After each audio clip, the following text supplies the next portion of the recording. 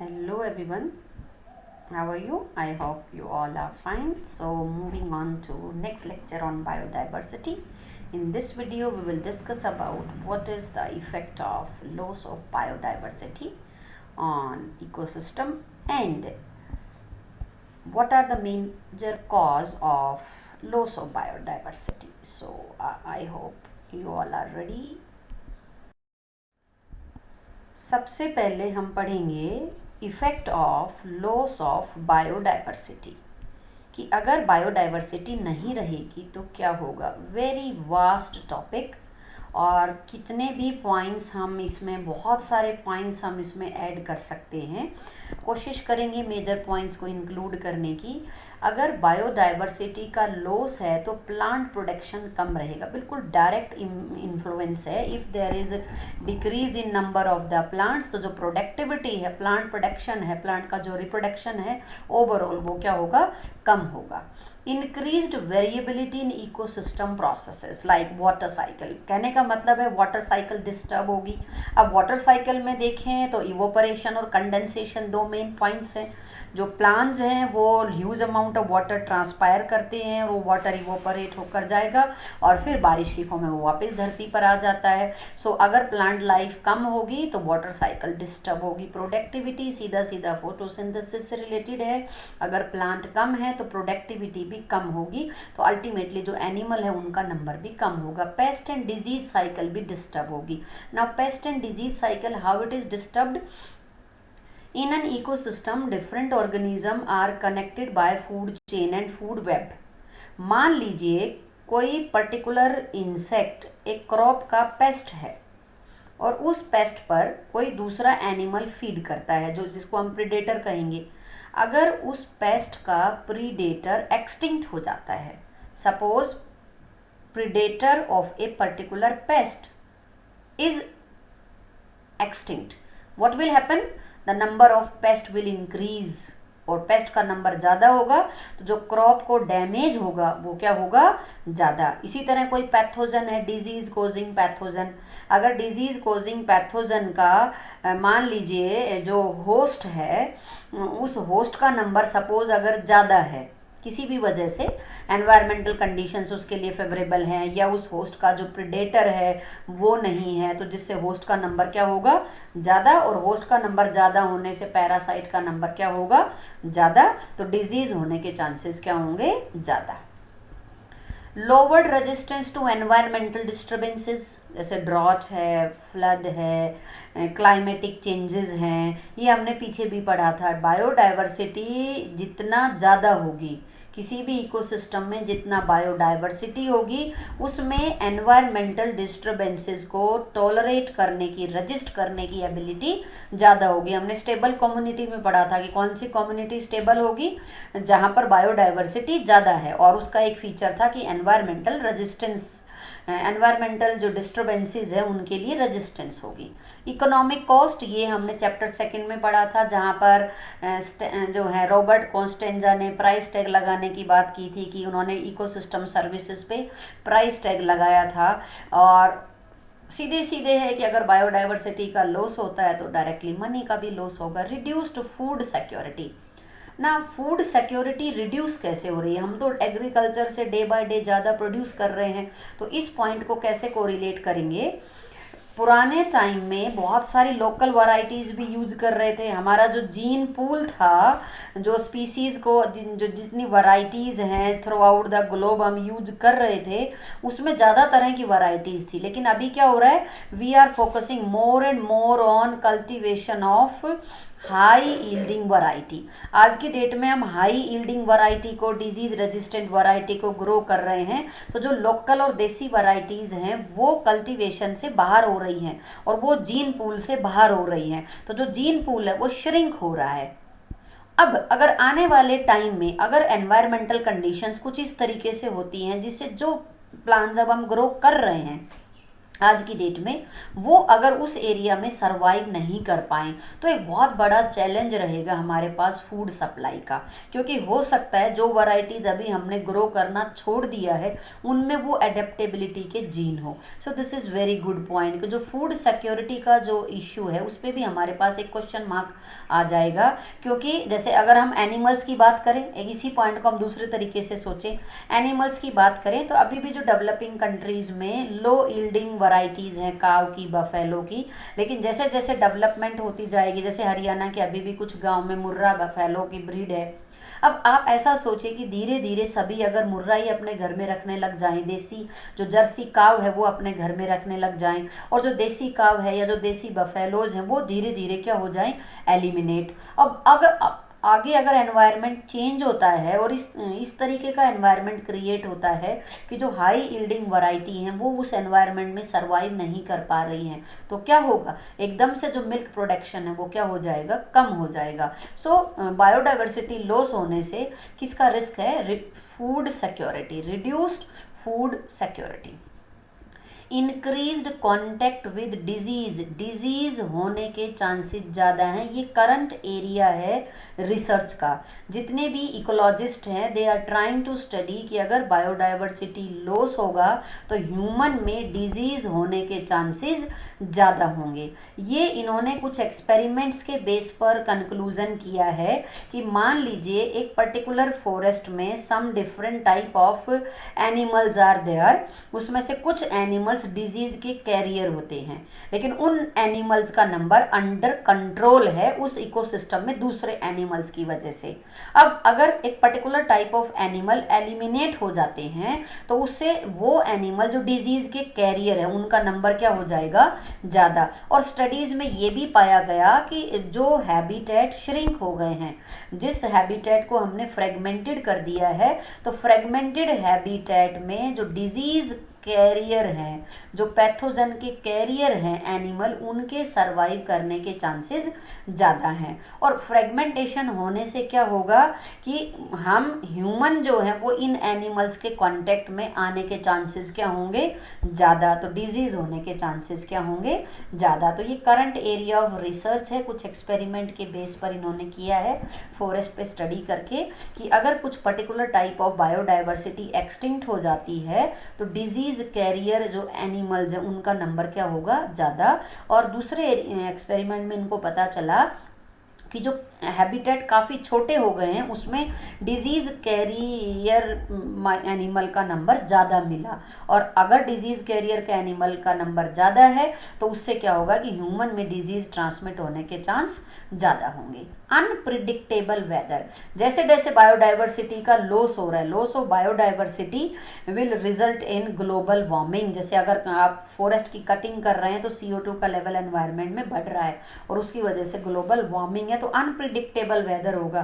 कभी सर्दी है, फिर गर्मी है, सर्दियाँ बहुत ज़्यादा ठंडी होना, गर्मी बहुत ज़्यादा जो है हाई टेम्परेचर होना, तो अनप्रिडिक्टेबल वेदर होंगे। जैसे सुनामीज आ रहे हैं, अर्थक्वेक्स हैं, different type of unpredictable events जो हैं उनके होने के चांसेस क्या होंगे, ज़्यादा। लॉस ऑफ लाइवलीहुड, बायोडाइवर्सिटी बहुत सारे लोगों का जो है जीने का साधन है, जीविका का साधन है, उनको उससे मनी मिल रहा है so that they are able to meet their basic requirement of life. जैसे फिशिंग की हम बात करें या और एक्वेटिक जो एनिमल्स हैं उनको हार्वेस्ट करने की बात करें, इसके अलावा फॉरेस्ट से भी जो है प्लांट्स या फोडर है या लकड़ी है वो हम लेते हैं वहाँ से, तो बहुत सारे ह्यूमन बीइंग की लाइवलीहुड भी इनके ऊपर डिपेंड कर रही है, तो उस पर भी सीधा सीधा असर होगा।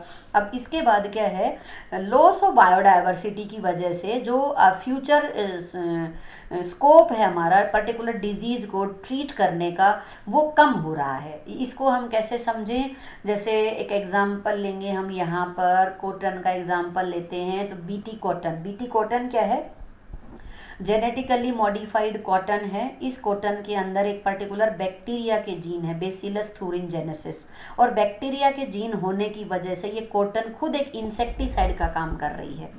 कॉटन की क्रॉप में पर्टिकुलर टाइप ऑफ जो है इंसेक्ट्स का खतरा बना रहता है और उन इंसेक्ट्स को किल करने के लिए हम केमिकल्स यूज करते थे पहले तो, जो अभी भी यूज करते हैं, लेकिन जो ट्रेडिशनल मोस्ट कन्वेंशनल मेथड है, जो ट्रेडिशनल मेथड है वो क्या था, यूज ऑफ केमिकल्स। तो केमिकल का स्प्रे करने से क्या होता है कि जो वो एनिमल है वो तो मर जाएंगे, साथ में जो यूजफुल और न्यूट्रल हैं उस इकोसिस्टम के अंदर उनकी भी डेथ होगी, और साथ में वो पोल्यूशन भी कॉज कर रहे हैं, ह्यूमन हेल्थ पर एडवर्स इफेक्ट और एग्रीकल्चर को कॉस्टली भी करते हैं। तो बहुत सारे नेगेटिव इम्पैक्ट है। उसके बाद जैसे जैसे हमें पता चला कि एक बैक्टीरिया है बेसिलस thuringiensis जो स्पोर प्रोड्यूस करता है, और अगर इस बैक्टीरिया के स्पोर इंसेक्ट लार्वा की बॉडी में जाते हैं तो उससे लार्वा की डेथ हो जाती है।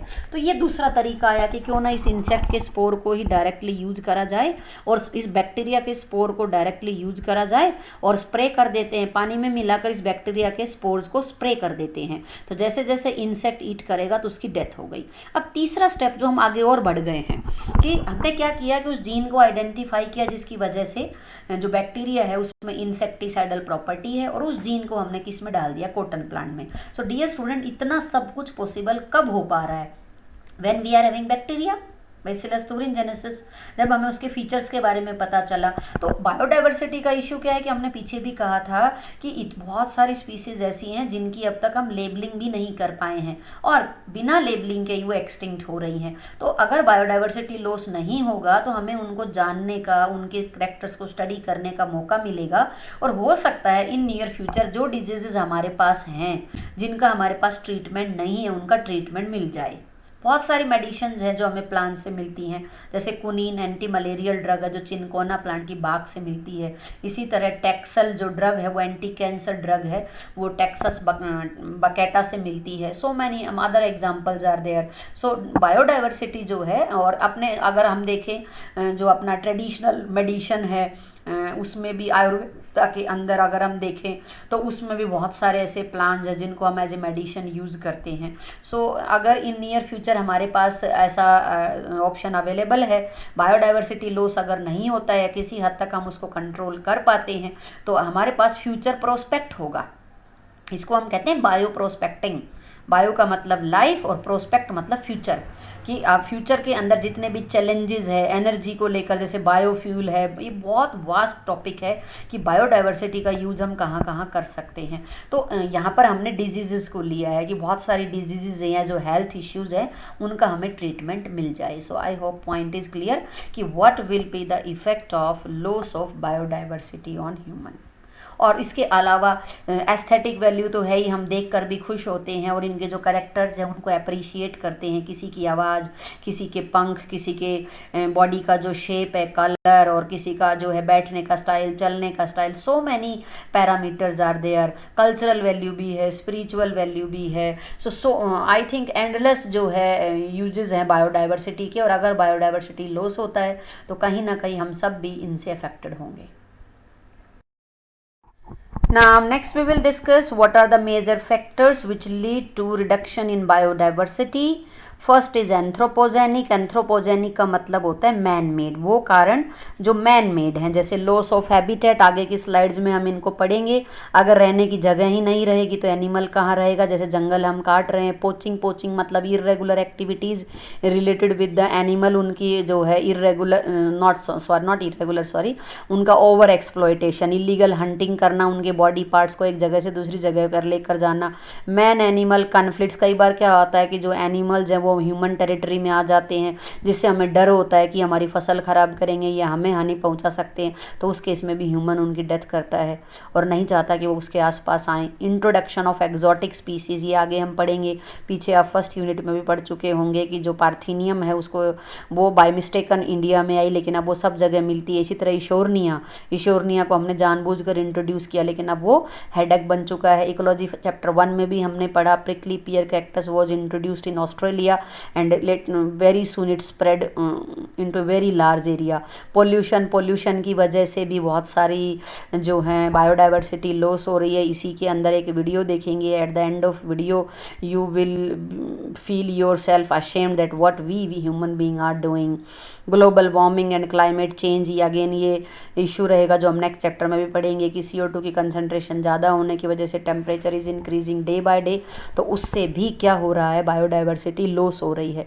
एंथ्रोपोजेनिक कॉजेज़ के अलावा नेचुरल कॉजेज़ भी हैं, जिसकी वजह से अगर हम पीछे देखें तो मास एक्सटिंक्शन हुआ है, तो उसमें सबसे मेन रहेगा natural disasters.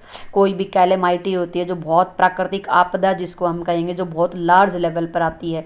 Narrow geographical area, कोई स्पीसीज एक बहुत छोटे एरिया में है तो उसके एक्सटिंक्ट होने के चांस क्या रहते हैं, ज़्यादा। अगर कोई एनिमल है उसकी पॉपुलेशन बहुत कम रह गई है तो उसके भी जो है सर्वाइव करने के चांस क्या होंगे, ज़्यादा। लो ब्रीडिंग रेट, अगर किसी एनिमल की ब्रीडिंग रेट बहुत कम है और उनका पॉपुलेशन भी कम है और साथ में अगर नेचर भी सपोर्ट नहीं कर रहा तो population will meet threat of extinction.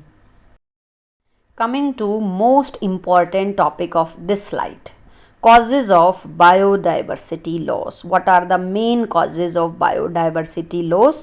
The first one is habitat loss and fragmentation.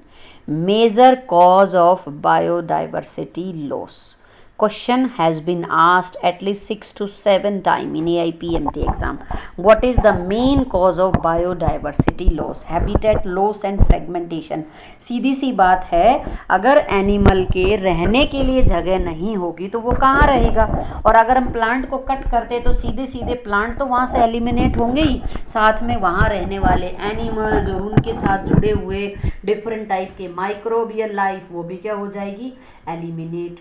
Habitat loss and fragmentation. Fragmentation का मतलब होता है किसी बहुत बड़े फॉरेस्ट को या बहुत बड़े एरिया को छोटे छोटे फ्रेगमेंट्स में कट कर देना। बीच बीच में एक्चुअली क्या आ गए हैं, या तो हमने रेलवे ट्रैक बनाए हैं या रोड बनाए हैं या घर बनाए हैं, इंडस्ट्रीज बनाई हैं, that is fragmentation. Over exploitation, ज़रूरत से ज़्यादा यूज करना, that is over exploitation. Alien species invasion, alien का मतलब होता है एग्जॉटिक स्पीसीज, एग्जॉटिक का मतलब होता है वो स्पीसीज जो हमारे यहाँ की नहीं है, कहीं और से आई है। सो एलियन स्पीसीज इन्वेजन, अगर कोई बाहर से स्पीसीज हमारे यहाँ आ जाती है तो उससे भी क्या होता है कि जो नेटिव स्पीसीज है, नेटिव का मतलब उस पर्टिकुलर एरिया वाली, नेटिव हम बर्थ प्लेस को कहते हैं, तो उनको रिस्क ऑफ एलिमिनेशन होगा। को एक्सटिंक्शन, को का मतलब साथ साथ, बोथ, दोनों। सो वन बाय वन हम इन सबको पढ़ेंगे अलग अलग स्लाइड में। आपको 4 हेडिंग अच्छे से याद होने चाहिए। What are the 4 main cause of biodiversity loss? First one is habitat loss and fragmentation, most important cause. Second one is over exploitation. Third is alien species invasion and fourth is co-extinction. और इन चारों के लिए हम word use करेंगे evil quartet, 4 बुराई। Sobriquet का मतलब होता है कहावत।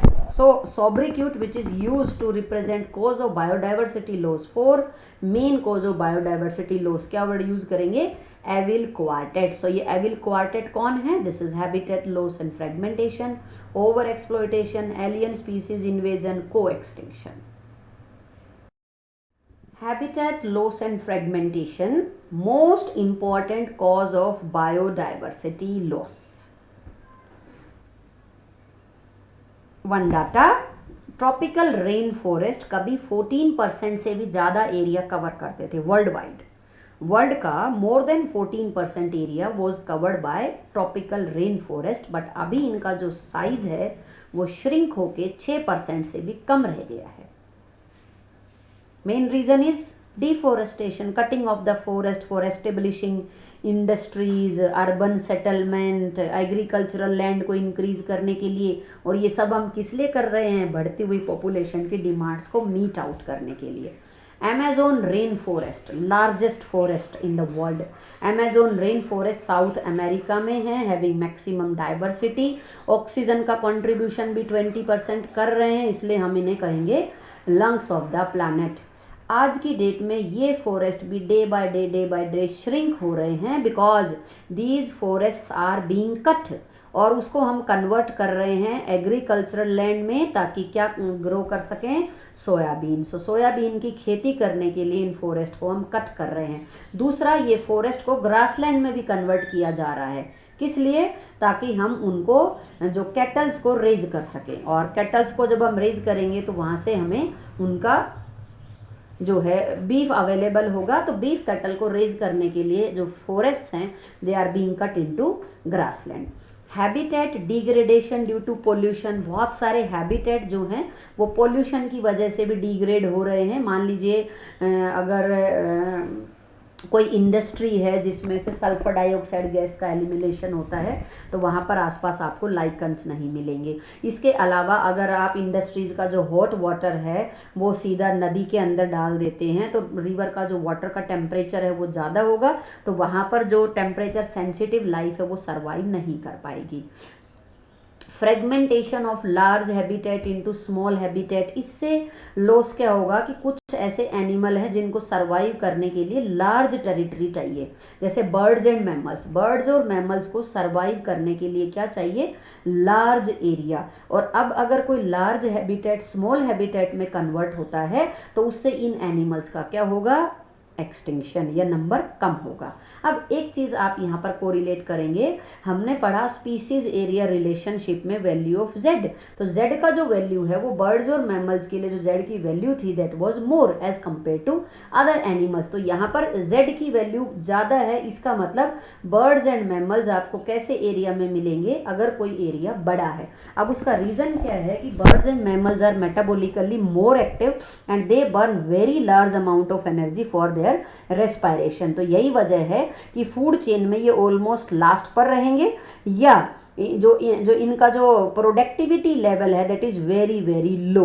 रेट बायोमास प्रोडक्शन है वो बहुत लो रेट से होगा। यही वजह है कि उस एरिया में मिलेंगे जहाँ पे प्लांट्स का नंबर ज़्यादा है, बिकॉज जो भी प्लांट्स ने प्रोड्यूस किया है वो इंटर्न हर्बीवोर को अवेलेबल होगा एंड देन कार्निवोर को। और अगर बर्ड हर्बीवोर है, कार्निवोर, टोटली किस पर डिपेंड रहेंगे? प्लांट्स पर। तो birds and mammals occupy larger habitat, और किसी वजह से अगर ये हैबिटेट फ्रेगमेंटेड होते हैं तो इन एनिमल्स का क्या होगा? एक्सटिंक्शन।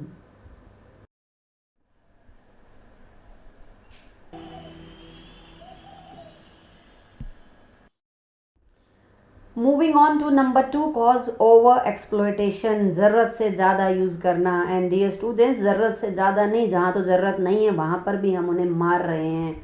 ओवर एक्सप्लॉयटेशन मेनली हो रहा है इरेगुलर जो है इलीगल हंटिंग की वजह से। There is one word poaching. Poaching means hunting for various body parts. जैसे इलीगल ट्रेड हो रहा है स्किन का, tusks, hair, horns. Many animal fall prey to various traps, अलग अलग तरीके के जाल डाले जाते हैं उनको पकड़ने के लिए। And for this international market is very active. Tiger skin, elephant tusks and cost is very less. So large number of animals are over exploited. हमारे पास एग्जाम्पल हैं स्टीलर सी काव। स्टीलर सी काव एक मैमल था, अब नहीं है। It was over hunted because it was use as a source of food.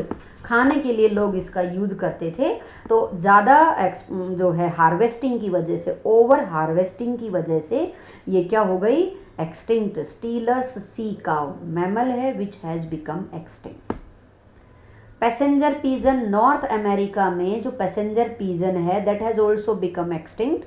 और इसके लिए भी रीज़न वही है कि स्टार्टिंग में कुछ लोगों ने इसे खाकर देखा और उनको ये बहुत टेस्टी लगा, तो उसके बाद धीरे धीरे इसका जो यूज है वो ट्रेंड में आया, क्योंकि ये बहुत लो कॉस्ट पर अवेलेबल था, तो ज़्यादातर गरीब लोगों की पसंद का फूड बन गया। और इसी की वजह से धीरे धीरे this also meet the same fate. Same fate मतलब अब नहीं है, और अब हम इसे सिर्फ फोटोग्राफ्स में ही देख सकते हैं।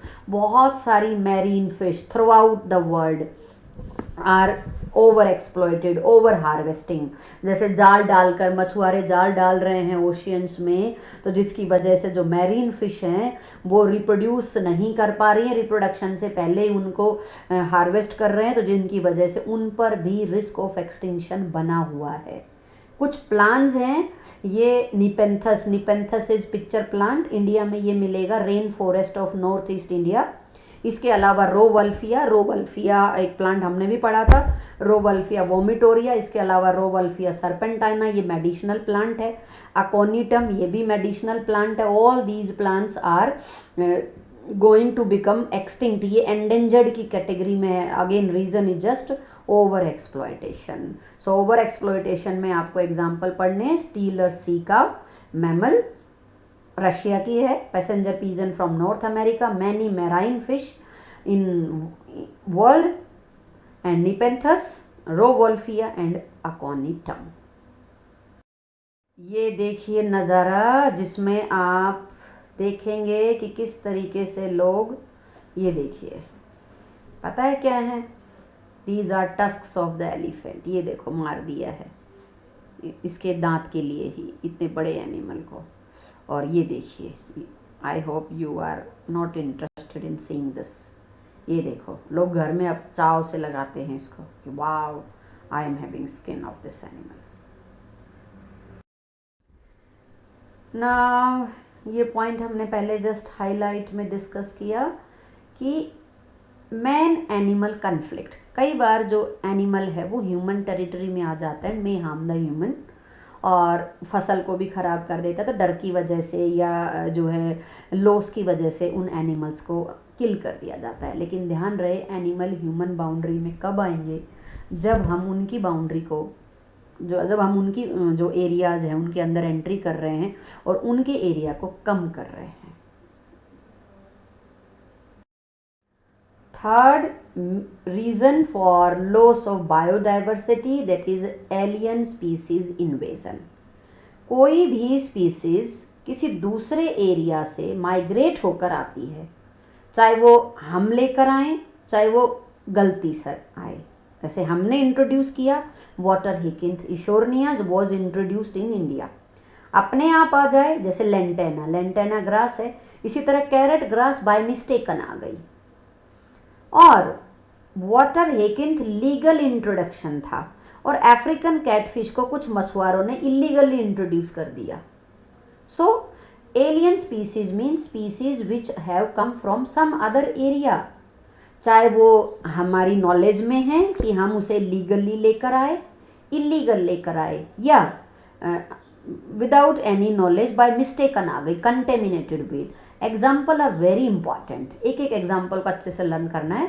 कैरेट ग्रास और पार्थिनियम came into India with imported wheat के सीड के साथ आ गई और यहाँ का एनवायरनमेंट इसको सूदिंग लगा और ये सब जगह फैल गई। पीछे हमने एलिलोपैथी में भी इसका एग्जाम्पल पढ़ा था कि कैरेट ग्रास है कि जो रूट्स हैं दे विल सीक्रेट ट्रांससिनामिक एसिड, जिससे आसपास के जो प्लांट्स है वो उस एरिया में ग्रो नहीं कर पाते, ताकि अकेला ही ग्रो करती है। संजय गांधी नेशनल पार्क के अंदर भी जो कांग्रेस ग्रास है, कैरेट ग्रास है, उसका बहुत ज़्यादा जो है इन्वेजन है। Lantana is also a plant which is found in our forest. Water hyacinth Eichhornia beautiful flowers and large sized leaves introduce किया गया इंडियन रिवर्स में। Now it has clogged many aquatic body of the India. और ये हमारा ही नहीं, ये world की problematic weed है और commonly known as terror of Bengal. Illegal introduction of African catfish, नाम याद होना चाहिए, क्लेरियास गैरीपाइनस कैटफिश है जो एडिबल है, इंडियन रिवर में इलीगली इंट्रोड्यूस किया गया, ये सोचकर कि अगर इसको हम डालेंगे तो ये ज़्यादा रेट से रिप्रोड्यूस करेगी और हमारी इनकम बढ़ेगी। हुआ क्या, इसकी वजह से हमारी जो कैटफिश है उनको खतरा हो गया। Native fish in our river, Indian rivers में जो कैटफिश हैं जो इंडियन ओरिजिन की हैं उनको रिस्क हो गया। So see all this is nothing but food chain relationship, बस और कुछ नहीं है। ये एक और एग्जाम्पल है, लेक विक्टोरिया के अंदर नाइल पर्च फिश को इंट्रोड्यूस किया गया था।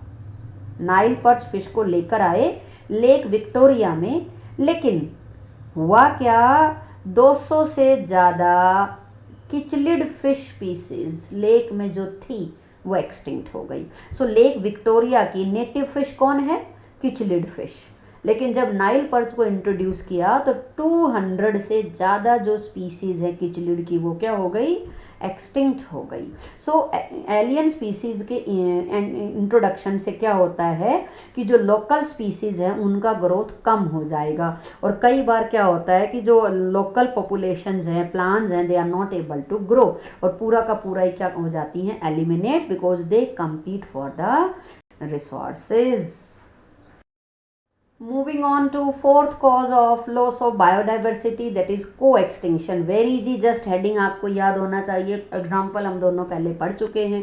Co-extinction मीन्स दोनों का एक्सटिंक्शन साथ साथ कब होगा, जब दोनों स्पीसीज एक दूसरे पर डिपेंडेंट होंगी। Plant and pollinating animal species, in some plant pollination is carried out by a particular species of animal. बहुत सारे एग्जाम्पल पढ़े, युक्का प्लांट में प्रोन्यूबा मॉथ के थ्रू है, फिग प्लांट में ब्लास्टोफेगा वेस्प के थ्रू है, और ऑफ्रिस प्लांट में कॉल्पा ओरिया के थ्रू है, अमोर्फोफेलस में भी पर्टिकुलर टाइप ऑफ इंसेक्ट्स के थ्रू है। सो डिफरेंट प्लांट्स में पोलिनेशन एक पर्टिकुलर स्पीसीज ऑफ इंसेक्ट्स के थ्रू हो रहा है।